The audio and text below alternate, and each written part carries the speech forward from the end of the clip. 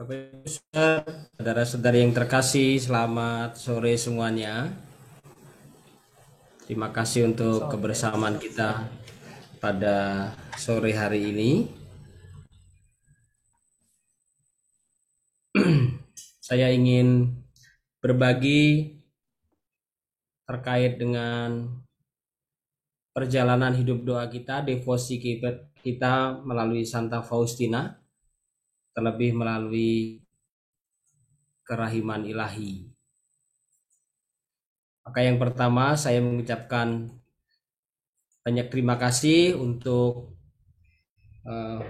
panitia ataupun siapa saja yang terlibat untuk berdoa bersama pada kesempatan kali ini.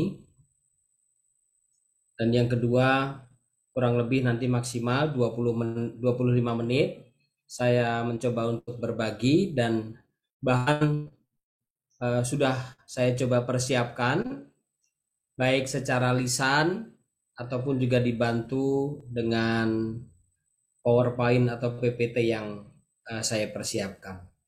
Maka saya mencoba memaknainya dengan ungkapan seperti ini, bahwa kecintaan kita dan juga kehidupan doa kita yang terarah pada kerahiman Tuhan semoga menjadikan kita menjadi pribadi yang semakin murah hati.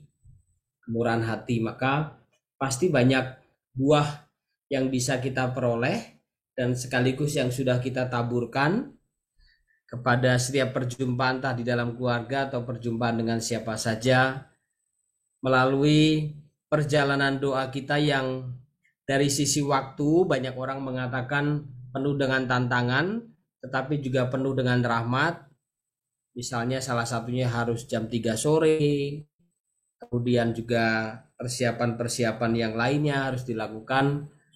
Buah-buahnya pasti banyak, dan salah satunya membantu saya, Bapak Ibu dan juga suster, untuk sampai muara hati yang selalu bisa bermurah hati kepada siapa saja. Bapak Ibu saudari-saudari yang terkasih,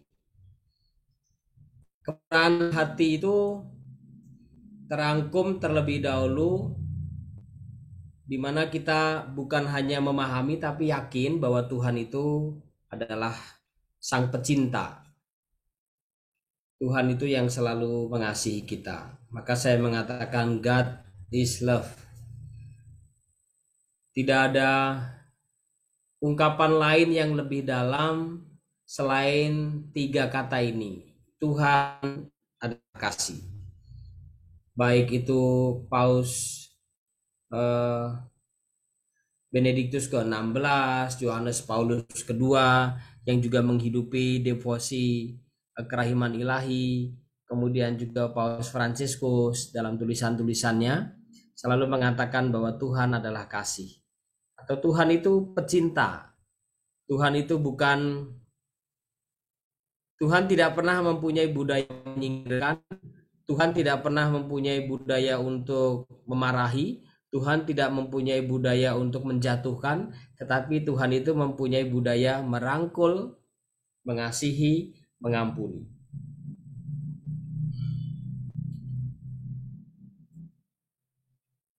Maka kalau seandainya kita mengatakan ya sayang, kasih itu maka buah-buahnya pasti orang-orang di sekitar kita ini merasakan kegembiraan kita hadir.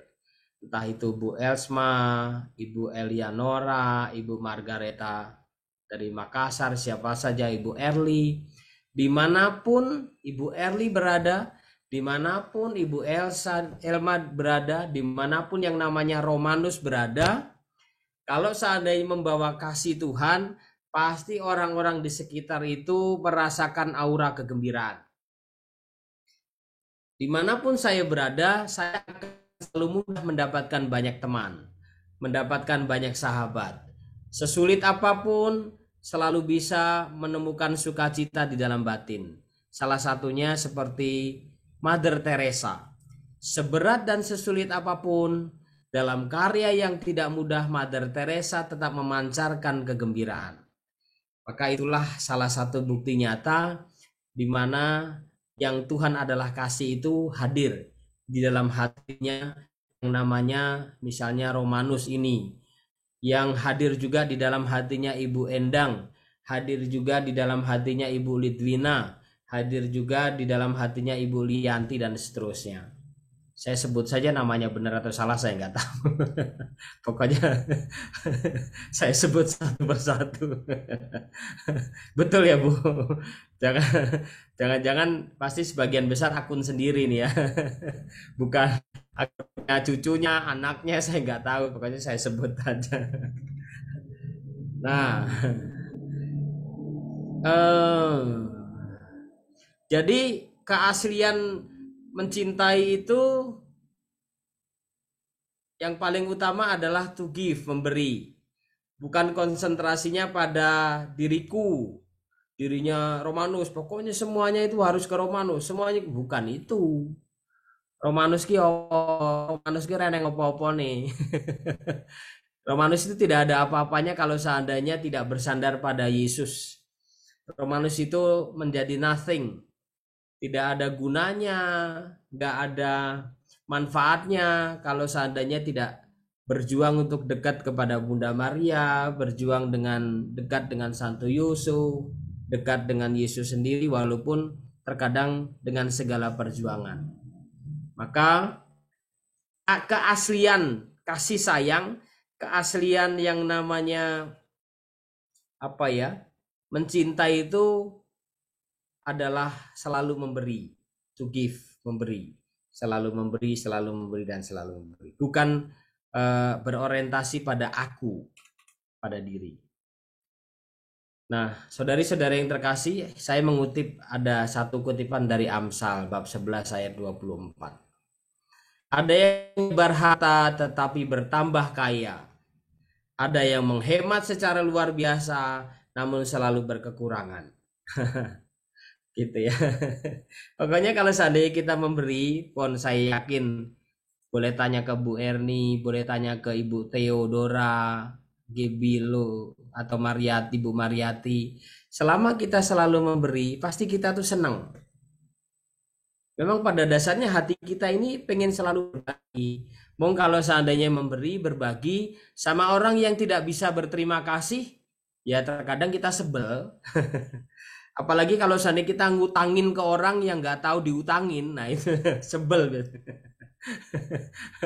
Zaman sekarang ini kan banyak orang yang butuh, dan kalau seandainya lagi butuh itu wajahnya diubah jadi layu, jadi kusut, jadi memelas gitu ya kalau datang kepada kita itu, sehingga hati kita tergerak oleh belas kasihan seperti hatinya Yesus. Tapi kalau sudah dapat pura-pura nggak tahu, nggak ngutang, nah itu. Orang-orang zaman sekarang seperti itu. Malah yang pusing itu yang ngutangin. Karena ada beberapa ibu-ibu, sebel saya Romo sama itu tetangga saya. Kalau seandainya lagi butuh itu ya ampun melas gitu, sehingga saya itu kadang tega tapi lama-lama saya kasih. Dia bilang 1 bulan mau dibalikin, ternyata setelah lewat 1 bulan, 1 hari, 2 hari, kok dia kalau ketemu saya itu tetap senyum santai kayak nggak ada beban gitu. Malah hati saya yang sepet, jengkel, padahal saya yang minjemin, malah hati saya yang gampang kotor. Nah itu. Tapi sebenarnya prinsipnya kan kita mau berbagi. Maka Amsal ini bagus, sabda Tuhan kita Amsal itu. Ada yang menyebar harta tetapi bertambah kaya. Ada yang menghemat secara luar biasa namun selalu berkurang. Intinya apa wis? Ra usah pelit. Gitu. Kalau bantu orang bantu. Nanti nggak dibayar nanti udah. Kalau seandainya nggak ikhlas nggak usah bantu. Tapi kalau seandainya mau bantu, bantu aja. Karena memang dasarnya kita selalu tergerak untuk memberi, untuk berbagi. Bapak Ibu saudara-saudara yang terkasih, dunia kita ini mengajarkan untuk selalu ngambil, mencari, menumpuk, menguasai, terus gitu ya. Selalu cari. Tetapi Tuhan mintanya bukan itu. Tuhan mintanya to give, memberi, berbagi. Ayo Romanus, terus berbagi. Aduh Tuhan saya capek, terus berbagi. Terus, saya terus. Selalu Tuhan minta seperti itu. Nah, maka saya mencoba untuk membagikan pada poin yang kedua ini, ternyata ada 3 tahap kehidupan kita supaya yang namanya Romanus itu selalu semakin murah hati.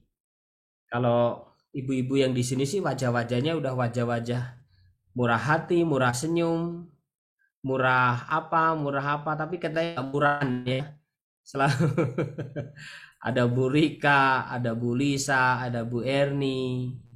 Kemudian kok ini ibu-ibu kabeh ya? Sebagian besar ibu-ibu ini. Kemudian ada Pak Tejo. Nah, ini Pak Tejo saya lihat nih. Pak Tejo ada, Bu Leoni. Ini wajah-wajah kerahiman ilahi sekali ini. Nah, maka dalam hidup kita ini ada 3 fase untuk menggapai kehidupan yang selalu semakin bisa murah hati. Saya yakin bukan berarti kita belum, sudah. Semoga kalau seandainya renungan saya ini ternyata Bapak Ibu sudah mempunyai keutamaan itu, ya ini semoga lebih pada meneguhkan saja. Pertama, yang disebut dengan dependence itu ketergantungan. Saya langsung coba lihat. Terkadang kita ini kan orientasinya buat bantu saya dong, beri saya bantuan dong, doakan saya dong, cintai saya dong. Kan saya istri, kan kamu suami, kamu kan harus bertanggung jawab, kamu juga harus terus gitu ya. Anak-anak sudah saya besarkan, saya yang melahirkan, kok sekarang gede nggak tahu diri, sudah nikah nggak pernah ngunjungin, ngasih uang saku mama juga nggak pernah, minta terus. Ngerepotin mamanya, ngerepotin papanya. Padahal Romo dia sudah kerja, anaknya 2, istrinya juga sudah kerja. Masa masih mintain duit saya? Nah, misalnya seperti itu. Atau katanya cinta sama orang tua. Katanya dulu janji mau sebulan sekali kunjungin kami. Sekarang kami di rumah hanya berdua. Mereka luangin waktu ya setengah hari aja, nggak pernah. Itu selalu orientasinya pada cintai saya, hormati saya, bahagiakan saya dong, pahami saya dan seterusnya. Nah, atau termaktub dalam 3 ungkapan, atau me, atau myself, atau I, selalu gitu ya. Ini dependent, masih ketergantungan. Lalu yang kedua itu independent, sudah mandiri.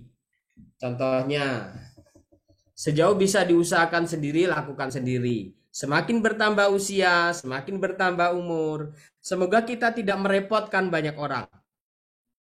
Itu prinsipnya. Saya ketemu dengan ibu-ibu, bapak-bapak yang enggak Romo, saya enggak mau ngerepotin anak-anak saya. Saya akan mandiri, kami akan hidup sendiri. Mereka udah kerja, kemudian udah nikah ya sudah, tapi kami tetap bisa hidup sendiri. Tidak tergantung orang lain. Sedikit berbicara, banyak berbuat baik. Nah, itu independen. Atau tidak membuat orang lain susah. Tidak membuat orang lain susah. Tetap gembira, tetap berjuang, tetap sukacita. Ini independen ya.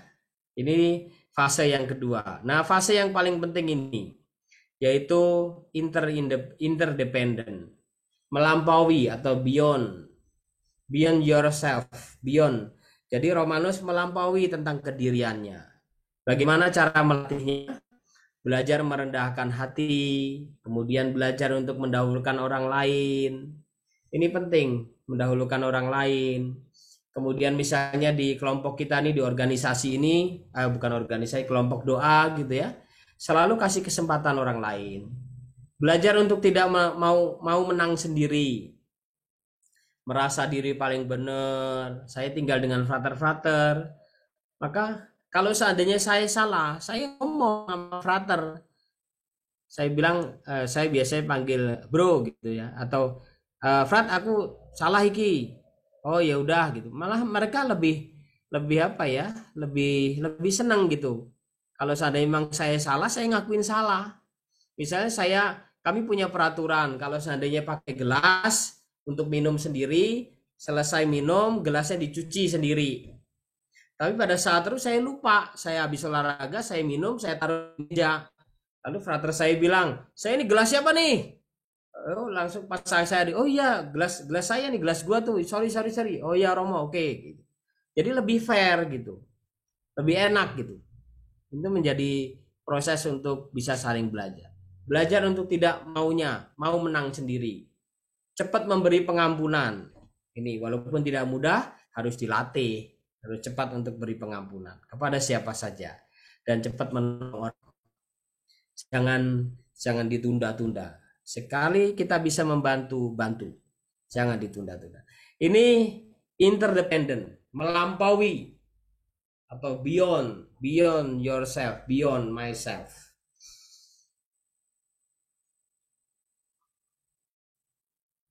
Berikutnya, nah intinya sebenarnya Bapak Ibu saudara-saudari yang terkasih, suster, kita berdevosi kepada kerahiman Tuhan harus ada buahnya. Sudah sembayangi jam 3 sore, kadang juga ngantuk, kadang tetap bertahan, walaupun banyak dari antara kita tidak persoalan ngantuk dan enggak. Tetapi harus ada buahnya. Kalau seandainya dongo atau sembahyang nggak ada buahnya, ya nggak usah diterusin. Kalau seandainya berdeposi pada kerahiman ilahi, selalu nyakitin hati orang, lah piye doanya. Kalau seandainya selalu berdeposi pada kerahiman ilahi, terinspirasi belajar dari Santa Faustina, tapi ya masih senang marah-marah, kemudian senang nyakitin hati orang, kemudian malah cenderung menjatuhkan orang, lah piye sembayangi seperti apa, itu tidak berbuah berarti. Kalau seandainya berdeposi pada kerahiman ilahi tetapi pelit, bahkan tingkatan yang paling tinggi dari pelit misalnya medit, nah itu ya berat itu. Maka kita diajak dari give me menjadi giver. Dari yang selalu orientasinya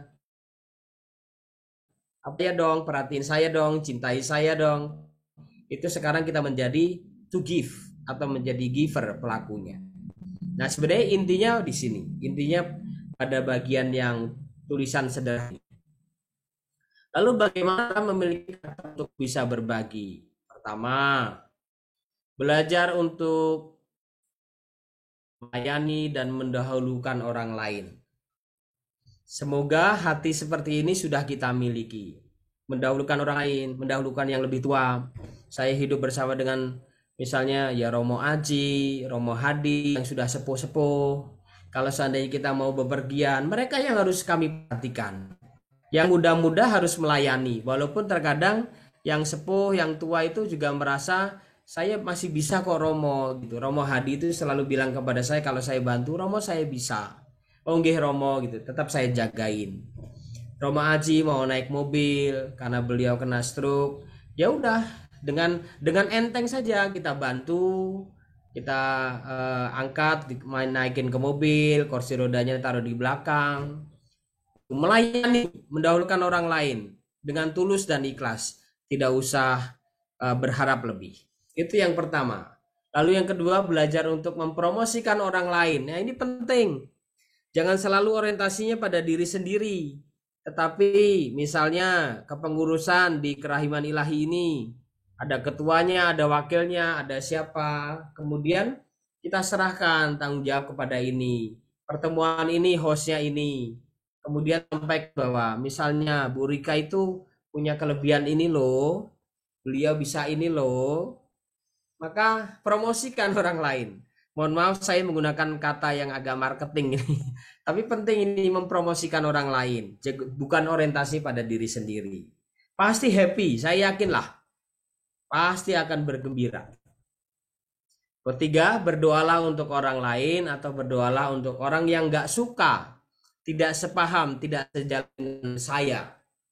Nah ini juga melatih bagaimana untuk bisa berbagi. Pasti sudah kita usahakan, sudah kita lakukan. Ada beberapa ya bapak-bapak gitu. Dulu Romo mantu saya itu baik sekali, tapi entah setelah 3 tahun kok ya berubah. Sudah jarang main ke rumah. kemudian anak-anaknya yang cucu-cucu kami ini nggak tahu diomongin apa gitu. Kalau dengan kami kok jadi jengkel. Nah, seperti ini bagaimana harus menghadapi? Selain harus cari solusi, tetapi juga ya beliau mengatakan udah pokoknya saya bawa dalam doa Romo. Nah, itu ungkapan-ungkapan yang sederhana. Poin keempat, memberi tanpa berharap untuk menerima kembali. Memberi tanpa berharap untuk menerima kembali. Dah tulus, dah ikhlas. Tidak usah ada embel-embel yang lain. Ketika memberi, titik. Tidak usah kasih koma. Itu yang justru mengisi batin kita sehingga kita mendapatkan kekuatan. Atau prinsip yang saya hidupi gini, kalau seandainya saya berbagi, saya nggak usah pamer. Cukup hanya saya dan Tuhan saja yang tahu. Itu mengisi batin. Poin yang kelima, yaitu belajar untuk memberi tanpa membesar-besarkan. Nah, ini penting juga ini. Udah seperti yang saya katakan tadi. Kalau seandainya kita berbagi, kita beramal kasih, kita berbuat baik, itu cukup hanya Tuhan dan saya yang tahu. Kalau Bu Rika berbuat baik, dah pada saatnya udah. Bahkan bila perlu suami nggak perlu tahu. Atau bahkan bila perlu istri nggak perlu tahu. Atau bila perlu anggota keluarga nggak perlu tahu. Udah, apa yang dilakukan oleh Ibu Eli kepada siapa gitu, udah pokoknya prinsipnya udah cukup saya dan Tuhan yang tahu, titik. Nah, itu setidaknya dari pengalaman hidup saya lebih mempunyai kepuasan rohani dibandingkan saya harus besar-besarkan terus diposting di medsos, kemudian juga dibilangin ke teman-temannya bahwa saya wah udah malah semakin tidak murni. Amsal bab 11 ayat 25. Siapa banyak memberi berkat, diberi kelimpahan. Siapa yang memberi minum, ia sendiri akan diberi minum. Ini inspirasi dari kitab Amsal. Bagian terakhir, masih 4 menit lagi ya. Bagaimana selalu berada di rahim kemurahan hati Tuhan. Bapak Ibu saudara-saudari yang terkasih, suster, kerahiman ilahi ini yang kita doakan dan kita tekuni, ini sebenarnya kita berada di rahim Tuhan. Ya. Maka disebut Tuhan Maha Rahim itu, ini sumber kehidupan kita. Devosi kerahiman ilahi ini sumber kehidupan, makanan rohani kita. Maka bagaimana supaya kita tetap tinggal di rahim kemurahan hati Tuhan? Pertama, jangan menahan berkat. Yang kedua, jangan menahan pengampunan. Kalau seandainya mau mengampuni, ampuni. Kalau mau kasih berbagi, kasih berbagi. Kalau seandainya memang punya niatan ketika ulang tahun bahwa mau memberi nasi kotak 100 kepada mereka yang ada di pinggir jalan, lakukan. Kalau seandainya mau membantu tetangga, lakukan. Apa yang kamu lakukan tangan kirimu, tangan kananmu, jangan ketahuan tangan kirimu. Itu prinsip hidup rohani yang harus kita kembangkan. Jangan menahan pertolongan di saat kamu ada kesempatan dan bisa. Maka jangan ditahan-tahan. Lakukanlah itu. Selain kita menabung untuk hal-hal duniawi, semoga semakin bertambah usia, semakin bertambah umur untuk hidup saya juga. Tuhan bilang, Romanus, tabung kehidupan rohani. Nanti ketika kamu saya panggil, kamu sudah punya tabungannya. Jadi kamu sudah nggak ngerepotin saya tinggal hitung tabunganmu. Oh Romanus ini, yowes kono mlebu surga. Masuk surga. Tapi kalau nggak punya tabungan rohani, Tuhan pusing. Saya minta masuk surga, tapi syaratnya nggak bisa terpenuhi. Piye? Nah, maka Bapak Ibu, saudara-saudari yang terkasih, dan juga suster, pada bagian yang terakhir, be generous in your word and act to others. Maka kemurahan hati itu harus muncul dari kata-kata kita dan juga tindakan kita kepada sesama. Semoga kerahiman Tuhan membantu kita semua untuk makin hidup murah hati di hadapan Tuhan. Tuhan memberkati. Terima kasih Romo.